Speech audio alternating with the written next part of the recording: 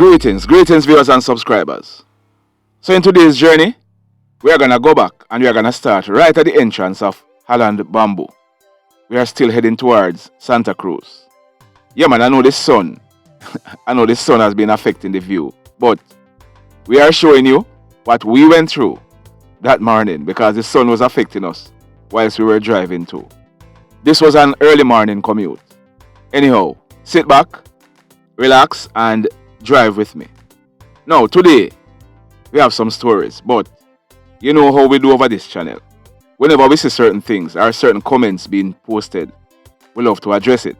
So we posted a video yesterday. We posted a story about a police officer who we said he had mental issues and we were of the view that he needed some help. Someone came on the channel and the person posted this. He gave his name as Howard Barnes. The person posted this. You defend the police with mental health, but call the man that tried to rob a bank with a knife a thief. They are all sick. I responded, what crime did the police commit? If the cop did go try to rob a bank, me would have burned him out too. Now, I'm gonna tell you something that I did not say. Read the story of the man who went to the bank. I'm gonna tell you a few things, and I'm gonna tell you why I am still of the view. Alright, hold on a bit. Firstly, I did not defend the police officer. The police officer, he did nothing at all for me to defend him. He did not commit a crime. So, without him committing a crime, there's nothing for me to defend him about. He did not harm anybody or harm himself. He did not try to rob anybody or try to kill anybody. So there's nothing for me to defend him about. So, let me put the policeman aside. Let me deal with Dwight Anglin, aka Tommy. For those of you who don't know who I am talking about, just go back, you will find the story. Dwight Anglin, otherwise called Tommy, aged 20 years old. He was from Norwood in Montego Bay. He went to the Nova Scotia Bank one day last week where he held up the cashier with a knife. He was fatally wounded by a security officer. And I was of the view that he got what he deserved.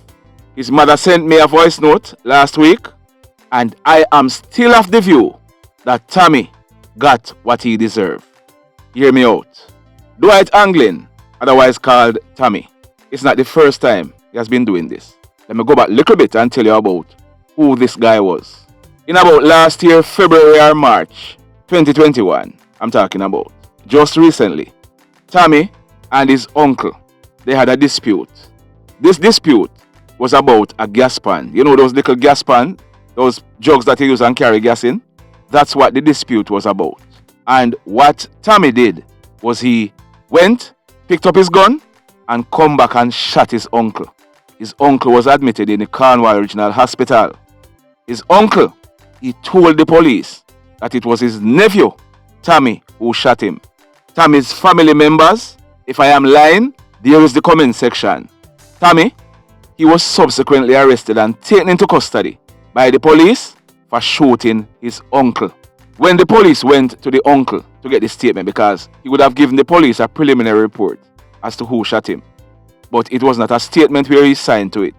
When the police went to collect a formal statement from him, he told the police he don't want to go any further with the case. He did not give a statement. As a result, Tommy was released a few days later from custody.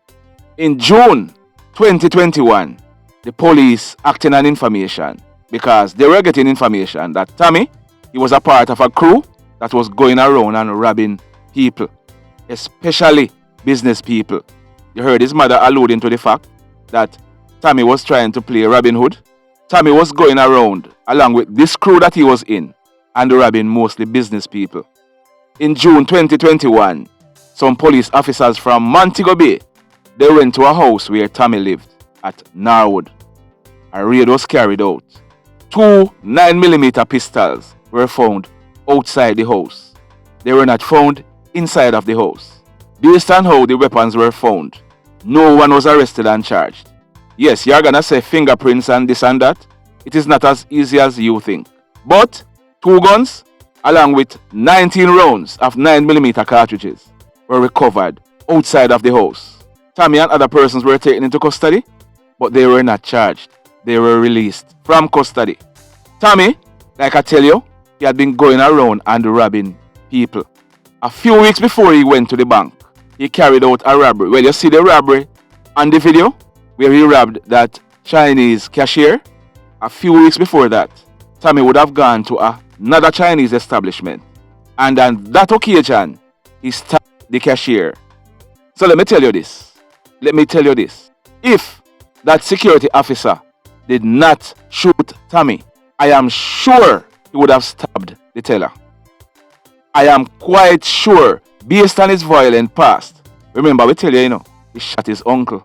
He stabbed a lady at a supermarket.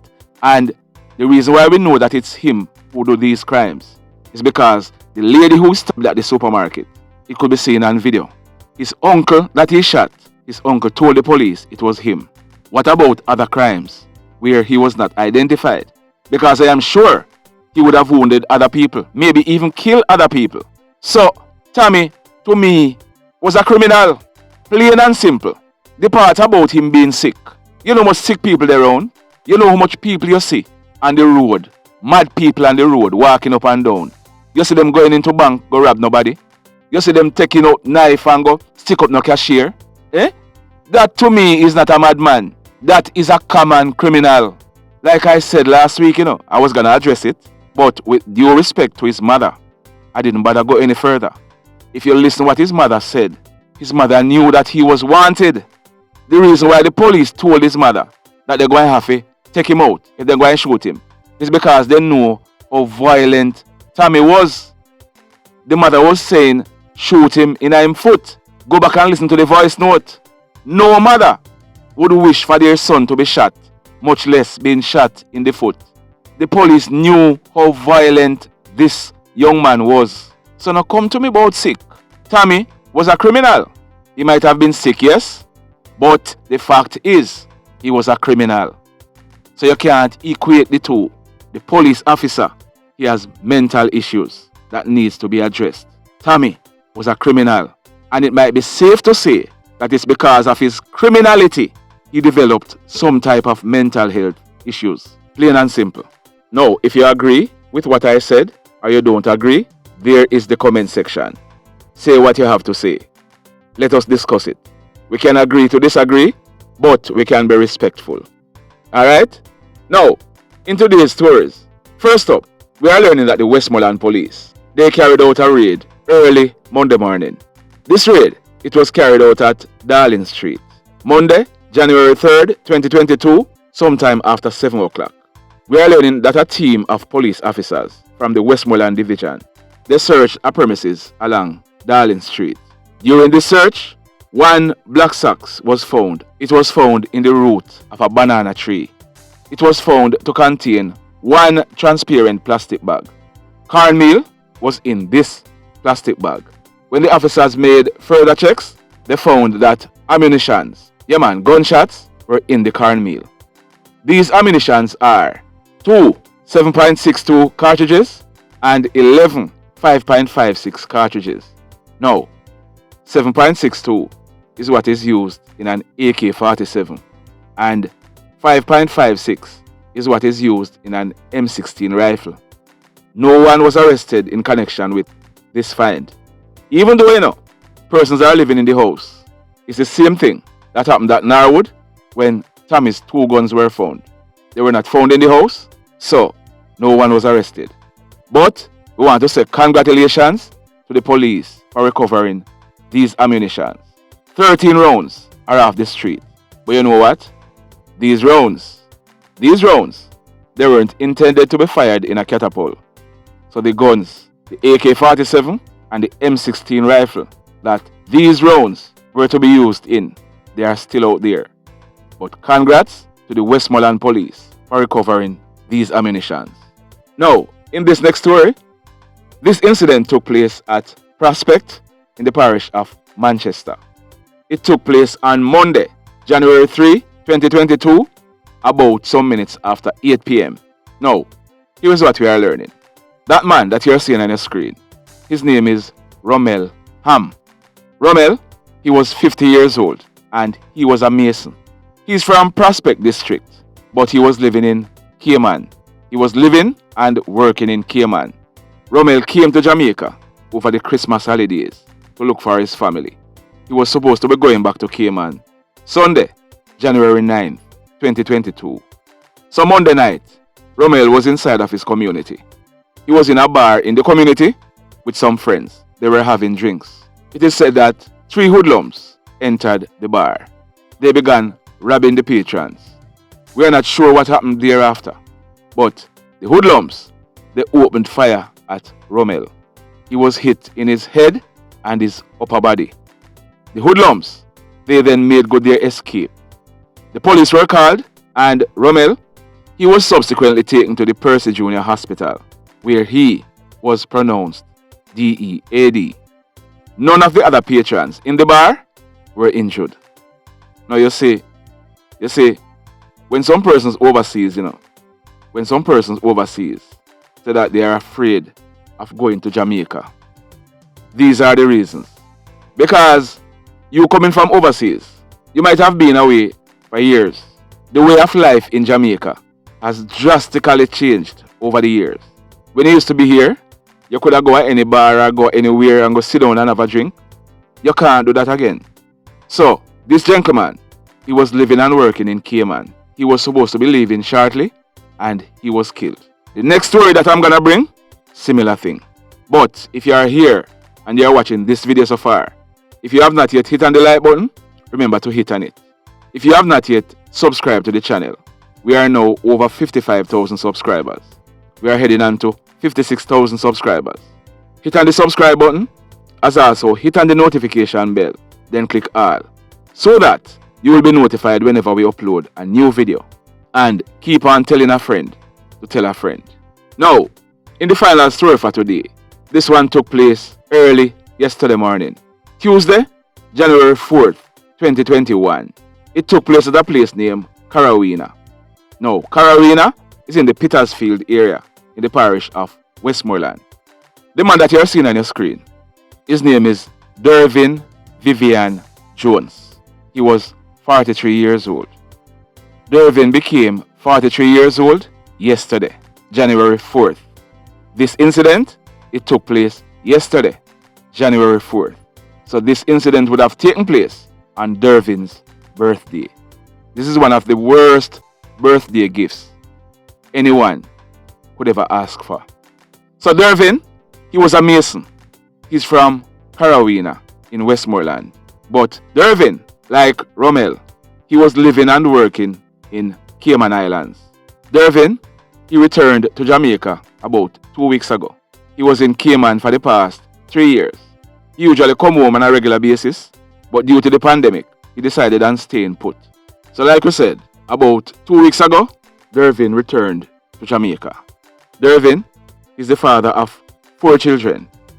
His 4 children, their mother and Dervin, they have been together for over 21 years. That man on your screen, his name is Sheldon Herbert Jones. He was popularly known as 4. He was 41 years old, and he too was a mason. He lived at Carawina district. Dervin and 4, they are brothers. Monday night, January 3, 2022, Dervin and 4, they went somewhere. We are told that they were heading back home late in the night. About 12 midnight, gunshots were heard. But you see, what is happening in Jamaica now, you know? Sometimes persons hear gunshots, and we have become so accustomed to it that nobody call the police, because people just feel that people are just firing wild shots. So we are not sure whether or not persons informed the police, but apparently no checks were made. Early in the morning, yesterday morning, Tuesday, January 4th, about some minutes after 5 o'clock, one of Dervin and 4's brother, he got up and went outside. When he went outside, he saw his 2 brothers lying in the yard. In his yard, they were motionless. As a result, the police were informed.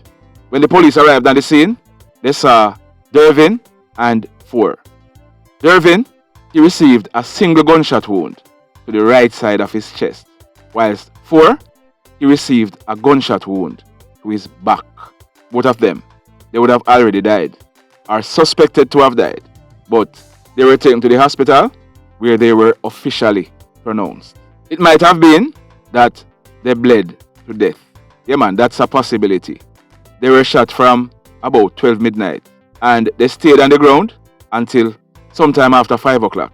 So it's possible that if they were attended to shortly after they were shot, I am suspecting that at least one of them life may have been spared. But at the end of it, both of them succumbed to their injuries.